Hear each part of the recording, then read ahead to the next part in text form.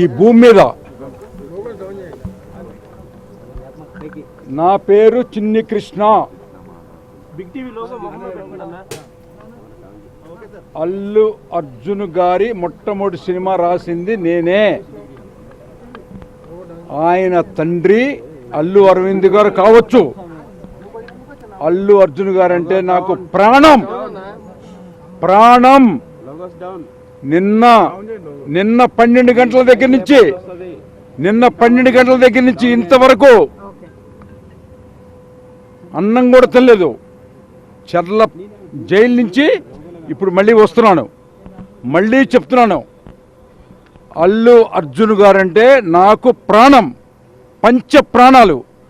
గంగోత్రి అనే గంగానదిలో స్నానం చేసి హీరో చేసిన వ్యక్తికి మరకలు అంటించడానికి ప్రయత్నం చేసినటువంటి ఏ వ్యక్తి అయినా, ఏ నాయకుడైనా, ఏ ప్రభుత్వం అయినా సర్వనాశనం అయిపోద్ది. గుర్తుపెట్టుకోండి.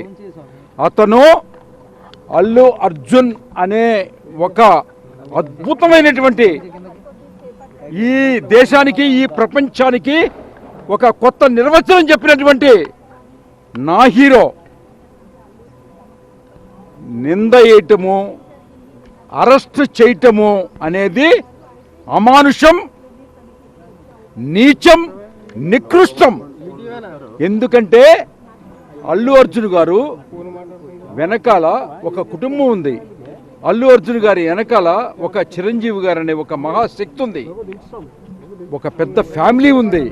ఎప్పుడు కూడా తప్పు చేయటం కానీ, తప్పు మాట్లాడటం కానీ, తప్పు చేయటం కానీ జరగదు.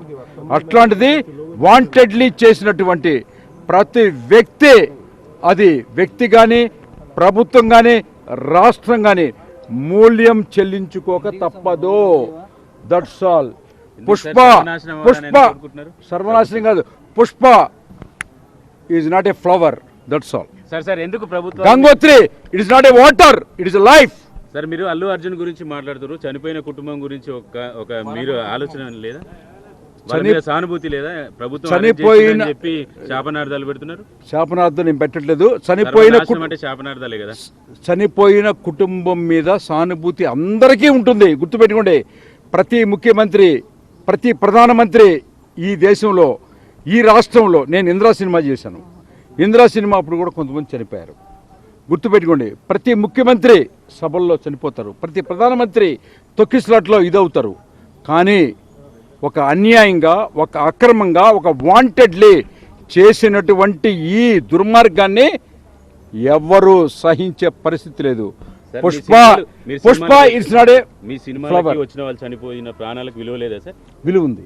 మరి మీరు అంటున్నారు ఏంటంటే విలువ ఉంది. ఇందిరా సినిమా చనిపోయారు, విలువ ఉందండి.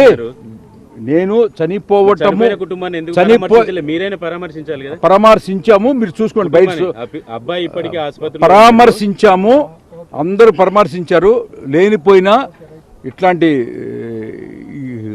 మానవత్వానికి పరాకాష్టే మెగా ఫ్యామిలీ. గుర్తుపెట్టుకోండి. మెగా ఫ్యామిలీ గురించి ఎవరికి నేను ఎవరి మీద ఆరోపణలు చేయలేదు.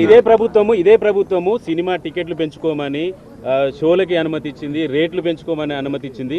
ఒకవేళ కక్ష సాధింపు చర్యలకు దిగాలనుకుంటే సినిమా ధరలు పెంచుకునే వెసులుబాటు ఇచ్చేది కాదు కదా. అంటే ఈ సినిమాకి ఇచ్చారా, ఇంతకు ముందు ఇచ్చారా? సినిమా గురించి మాట్లాడుతున్నారు కదా మీరు. మీరు ఈ సినిమాకి ఇచ్చారా, ఇంతకు ముందు ఇచ్చారా? ఇందిరాకి ఇచ్చారా, లేకపోతే కలికి ఇచ్చారా, బాహుబలికి ఇచ్చారా?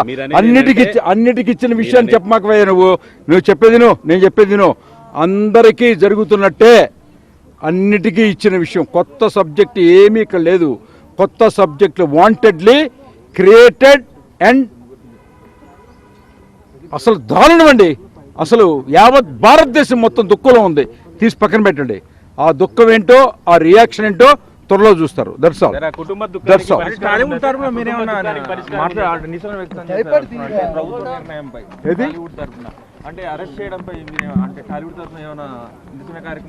ఒక రచయితగా నేను చెప్తాను, ఇంతకంటే నీచమైన, నికృష్టమైనటువంటి అరెస్టు ఈ భూమి మీద మనం చూడం.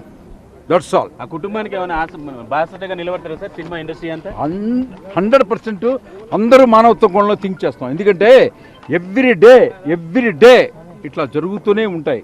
కానీ దానికి కారణం ఇతరుని ఫోకస్ చేయటం మాత్రం చట్టపరంగా పెట్టిన ప్రతి సెక్షన్ తప్పు తప్పు తప్పు. That's all.